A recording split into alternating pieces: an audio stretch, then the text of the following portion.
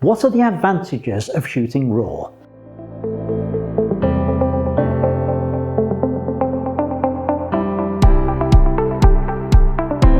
Hello, welcome to iansstudio. I'm Ian Butterfield, and welcome to one of my quick Q&A sessions. In a recent live stream, I was asked, what are the advantages of shooting RAW? This is the answer that I gave. This was the question Ron asked last week. He said, I'm new to serious photography. What are the advantages of RAW? Right, okay, let's start at the beginning with this, Ron. RAW files are literally that. They are the raw ones and zeros off the sensor.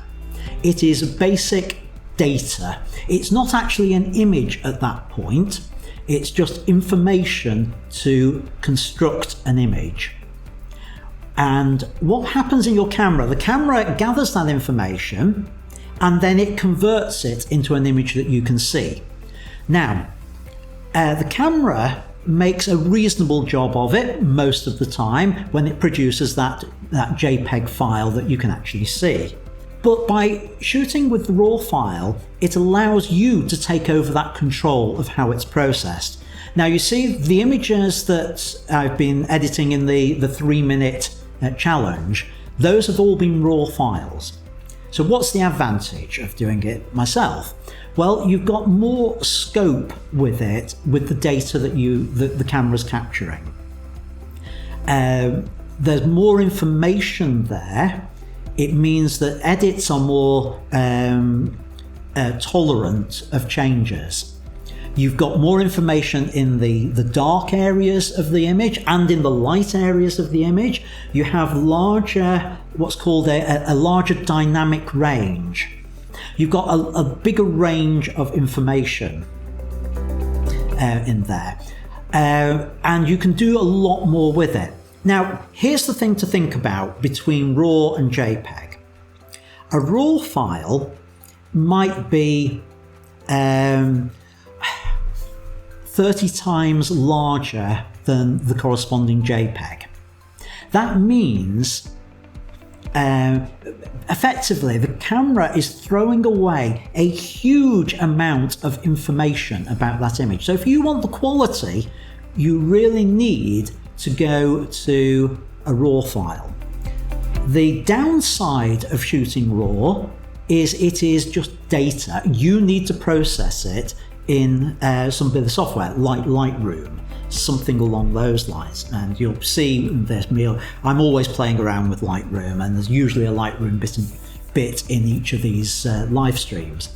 But that does take time. Now, here's my advice to you.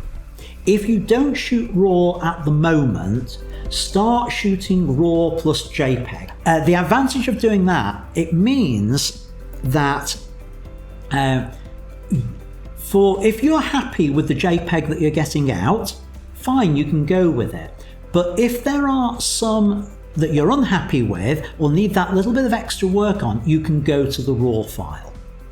The other thing you can do with it is that you can compare what you're able to achieve through editing in Lightroom, compare it with the JPEG.